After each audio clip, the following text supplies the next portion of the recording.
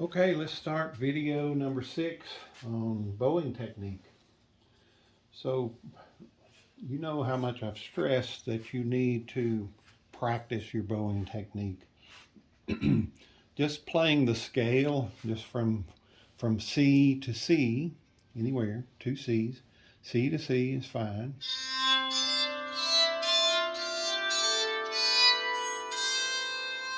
And then back down.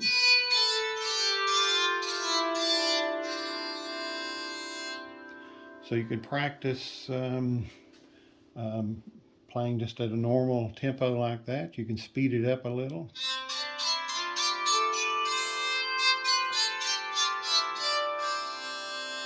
You can go a little faster.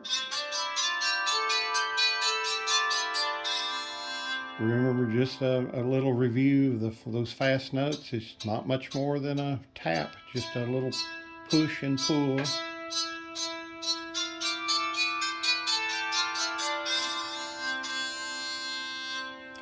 So another thing that I'm doing when I'm playing those fast notes is that I'm just lifting the bow across the pin to the next string just enough to get there.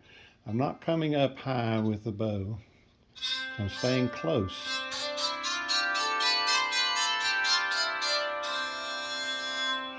So that's a good thing to practice or to be aware of, because you want to be efficient with your bowing. Just like any instrument, you want to learn to be efficient with your movements, and that will help you with speed later on. An example of that would be like a beginning banjo player. I used to play banjo, 3-finger banjo, and all of us beginners, our fingers were really flailing out there, and when we're bowing up here and everything's moving around. When you watch an expert banjo player, watch somebody that really knows how to play, and you'll notice that those movements are very compact and very small. And that is pretty much efficiency in action. So as they have learned to play and develop their technique, everything has become very compact and the movements are very small. So the same thing for the bowed psaltery. You don't want to,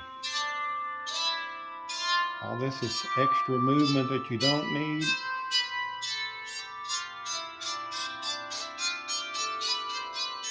I'm just barely clearing the pin to the next string.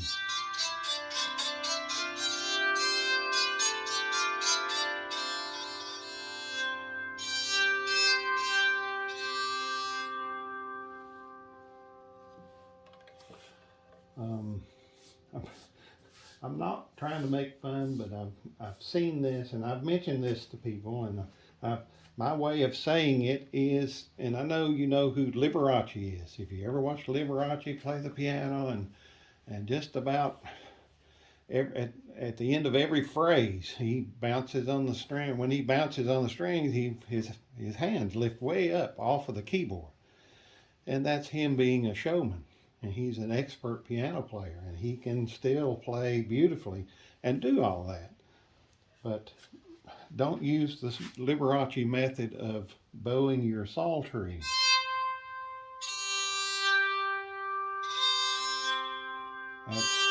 That's all wasted motion. No reason to do that. Once you get to be an expert, if you want to go back to doing that, fine. But when you're learning, learn to be efficient.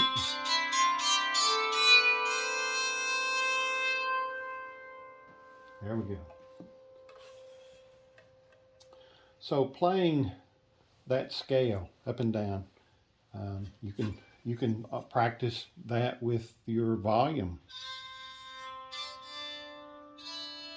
Play through as quietly as possible. Maybe start at the bottom and increase in volume to the highest note there.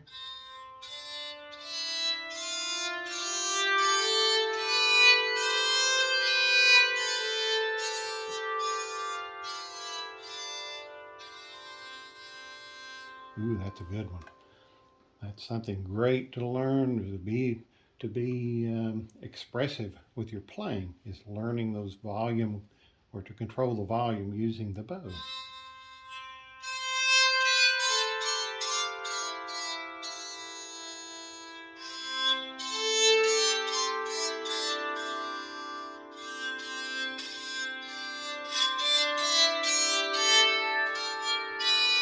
Whoops.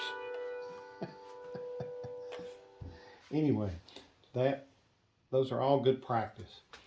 But just to play that scale can become monotonous.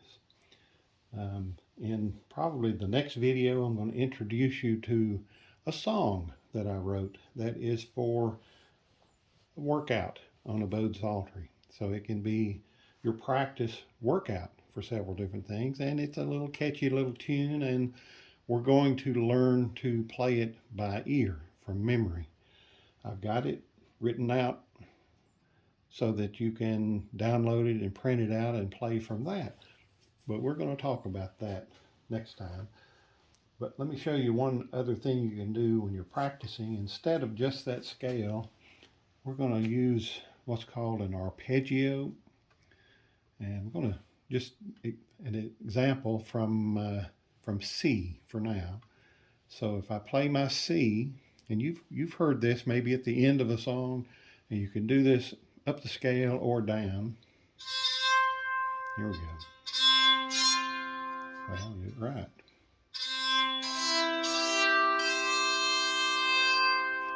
So I played 4 notes out of this. I started here, ended here, but in between I only used 2 other notes.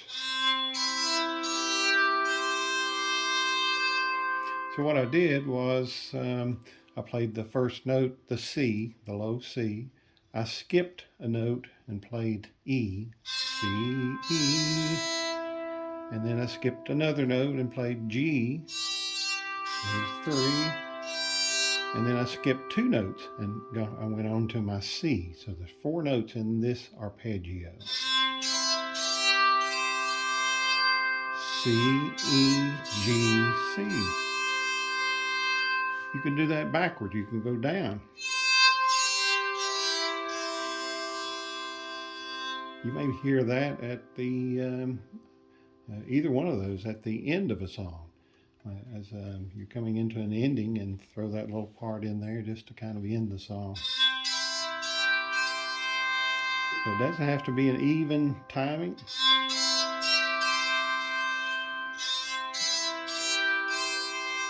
You decide. That's an arpeggio. So that's something else that you can do when you're practicing technique, just for something a little different from just the scale. All right, we'll move on to the next video.